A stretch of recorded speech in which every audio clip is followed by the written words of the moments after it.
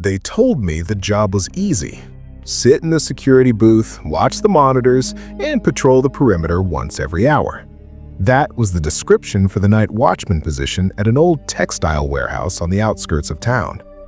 The pay was surprisingly high, almost double minimum wage. I didn't ask questions, I just needed the money. But I should have asked why the previous guy quit after only 2 shifts. I started on a rainy Monday. The warehouse manager, a nervous little man named Mr. Henderson, handed me the keys and a flashlight. Before he left, he slapped a laminated piece of paper onto the desk.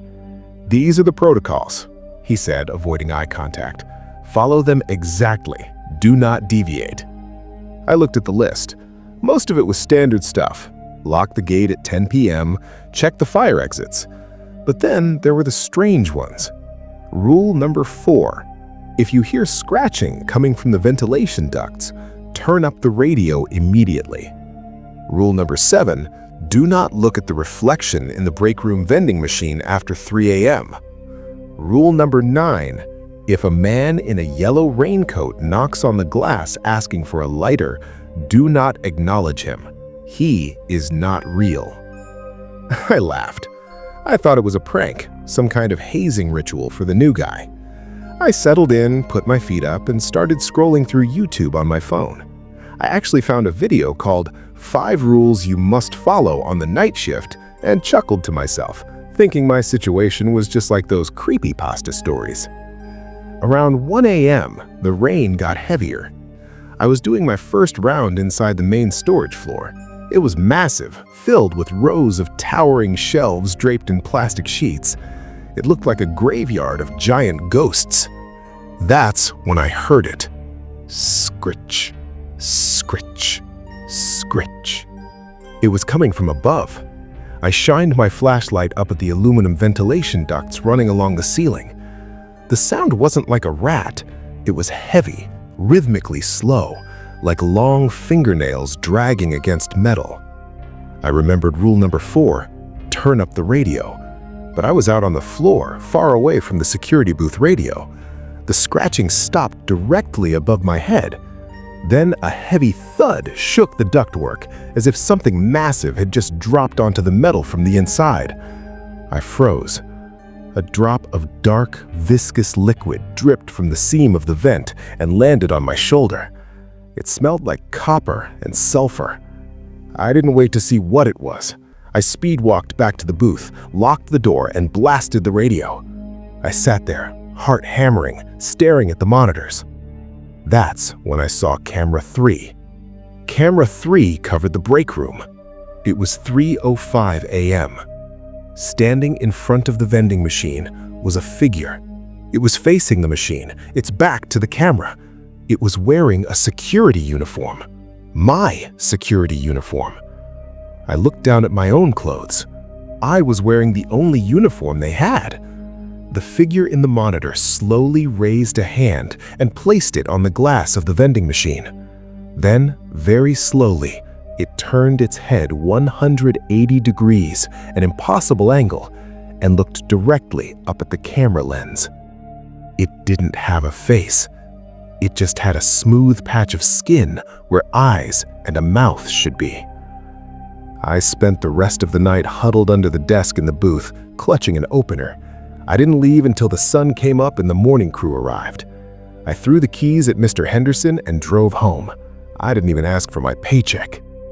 Sometimes, rules aren't there to control you. They're there to keep you ignorant of what's watching you in the dark.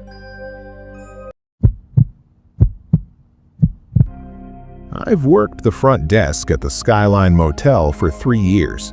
It's a run-down place off the interstate, the kind of place where people only stop because they're too tired to drive another mile. You see a lot of weird things on the night shift. Drug deals, domestic arguments, people running from the law. But usually the guests are physical. They are real.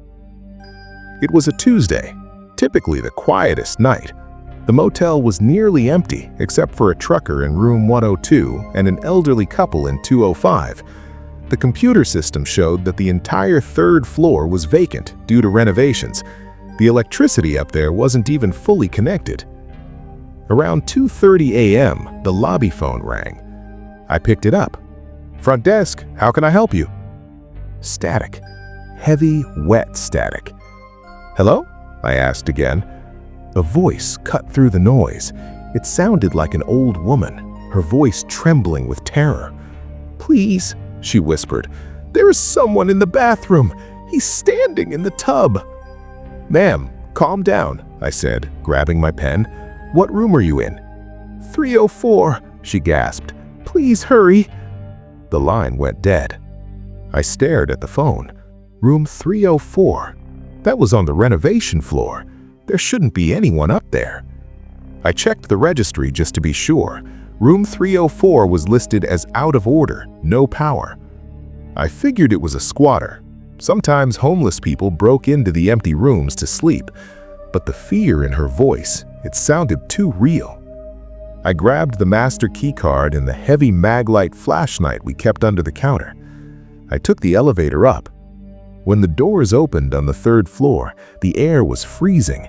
It smelled of drywall dust and old mildew. The hallway lights were off, so I clicked on my flashlight. The beam cut through the darkness, illuminating the plastic tarps covering the carpet. I walked to room 304. The door was closed. I put my ear against the wood. Silence. I knocked. "Management, is anyone in there?" Nothing. I slid the key card in. The light flashed green. I pushed the door open. The room was gutted. No furniture, no bed, no TV, just bare concrete floors and exposed studs in the walls. I swept the light across the room. There was no old woman. "Hello?" I called out, feeling foolish. Then I remembered what she said. "He's standing in the tub." I turned towards the bathroom door. It was slightly ajar. I pushed it open with the end of my flashlight. The bathroom was the only part of the room that hadn't been demolished yet. The mirror was intact. The sink was there. And the shower curtain? The shower curtain was closed. My heart was pounding in my throat. I remembered watching a video titled, "I Saw Myself on the CCTV Camera," where a security guard checked a noise and regretted it. I felt that same regret now. I reached out a shaking hand and ripped the curtain back. Empty. Just a dry, stained bathtub. I let out a breath I didn't know I was holding. It was a prank. Just a stupid prank. I turned to leave. As I walked back through the empty bedroom, the phone on the floor, the landline that shouldn't have been connected to anything, started to ring. Ring, ring. I froze. The cord was cut. I could see the severed wire lying on the concrete, but the phone kept ringing. I slowly walked over, crouched down, and picked up the receiver. "Hello?" I whispered. The same old woman's voice answered, but this time she wasn't on the phone. The voice was coming from the ceiling vent directly above me. "I told you, he's in the tub. And now, you're in here with us." I heard the bathroom door slam shut behind me. The lock clicked. I didn't wait. I ran. I sprinted out of that room, down the stairs, skipping the elevator entirely. I sat in my locked car in the parking lot until the manager arrived at 7 a.m. They checked the room in the morning. The bathroom door was locked from the inside. When they got it open, there was nobody there. But in the dust on the bottom of the dry bathtub were 2 perfect footprints, bare feet, large, and facing the door. I drive for a food delivery app. It's usually a decent gig. Listen to podcasts, drive around, drop off food. But you learn quickly that there are certain areas you don't go to after midnight. I broke my own rule last Friday because the tip was $50. $50 for a single pepperoni pizza and a liter of soda. I couldn't say no. The GPS took me way out of the city limits onto those winding gravel roads where the trees hang low over your car like grasping hands. I was listening to a compilation of true pizza delivery horror stories to keep myself awake, which, in hindsight, was a terrible idea. The destination was a single pin drop in the middle of the woods. No house number, no street name, just a note in the app that said, "Leave it on the stump by the red gate. Do not get out of the car until you see the light flash twice." Red flags were waving in my brain, but I was already there. I pulled up to the location. It was a dead end.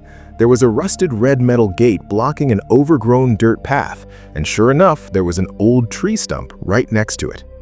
I rolled down my window. The woods were silent.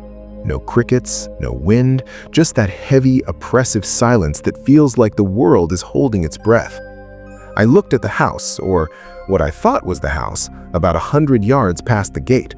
I could see a faint silhouette of a cabin. No lights were on. I waited. 1 minute, 2 minutes. Then from the darkness of the cabin, a flashlight beam cut through the night. Flash, flash. The signal. I grabbed a pizza box and the soda. I opened my car door, and as soon as my foot touched the gravel, the temperature seemed to drop 10 degrees. I walked quickly to the stump, placed the food down, and turned to leave. That's when I heard the voice. "You forgot the drink," it rasped. It sounded wet, like gargling with gravel. I looked at the stump. The soda bottle was right there next to the pizza. "It's right there," I called out, my voice shaking slightly. "On the stump." "No," the voice said. It wasn't coming from the cabin anymore. It was coming from the bushes right next to my car.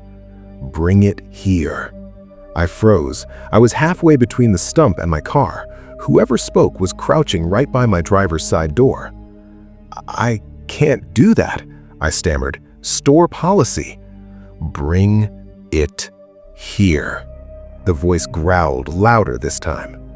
Then I saw it. A hand reached out from the bushes and grabbed the handle of my car door. It was pale, long, and covered in what looked like dark mud or dried blood. It pulled, trying to open my locked car.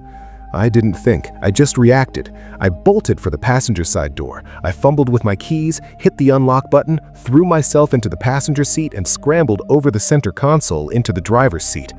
As I jammed the key into the ignition, a face pressed against the driver's side window. It wasn't human. It looked like a mask made of raw meat with wide, unblinking eyes that were entirely black. It smiled, revealing rows of sharpened yellow teeth. I slammed the gas pedal, spinning the tires in the gravel, and as the car fishtailed around, I saw the figure stand up. It was unnaturally tall, its limbs too long for its body. It didn't chase me. It just stood there by the gate, waving.